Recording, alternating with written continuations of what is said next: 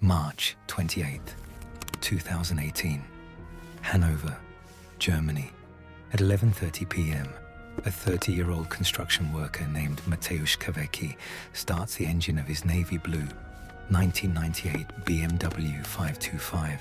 His fiancée, Kasia, is in labor 647 kilometers away in Lipia Góra, Poland. He pulls out of the driveway alone. By 10:30 the next morning, he calls his father.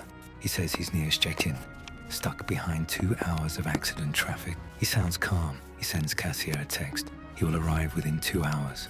Then nothing. No more calls. No more messages. His phone goes silent somewhere on the road between two countries, and it never connects to a Polish cell tower again. By evening, Mateusz has not arrived. His mother tries to report him missing, but police in Poland tell the family to wait longer. Meanwhile, German police refuse to open a case, believing Polish authorities already have it. Between two borders, no one takes responsibility, which meant for days, nobody was actually looking. Weeks pass. Kasia gives birth without him.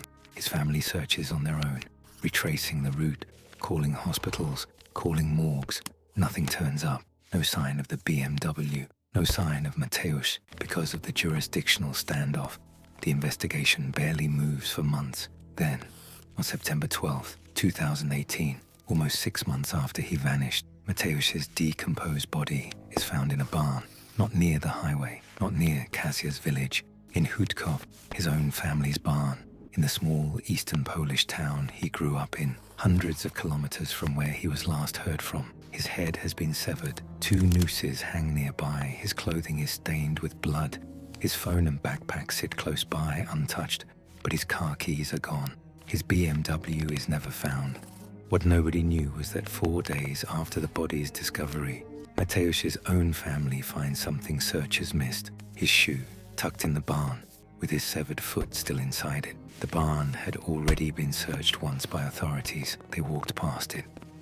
DNA testing confirms the remains belong to Mateusz. No other person's DNA turns up on his belongings. Investigators find a carton of orange juice near the body, a drink his family insists he never touched. Cigarette butts are recovered nearby as well. Though Mateusz was not known as a heavy smoker, Polish prosecutors reached their conclusion: suicide. They say Mateusz planned his own death, drove hundreds of kilometers off course, and ended his life in the barn where he was raised. They point to unreleased evidence, they say, supports this. They close the case without further investigation. His family rejects the ruling outright. His sister, Katarzyna, argues that someone staged the scene to look like suicide, covering an actual murder. She points to the missing car, still gone to this day. She points to the missing keys. She points to a phone that never once pinged a Polish network during the entire drive, despite Mateusz's own account of being stuck in traffic inside Poland.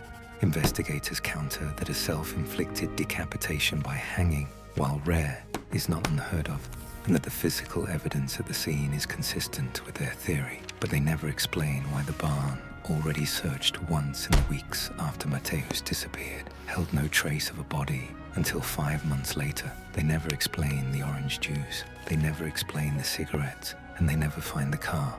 Kasia raises their daughter alone, the child never knowing a father except through this unresolved case file. The prosecutor's office maintains its ruling to this day and has declined the family's repeated appeals to reopen the investigation. Somewhere, still unaccounted for after more than half a decade, a navy blue BMW 525 has never been found.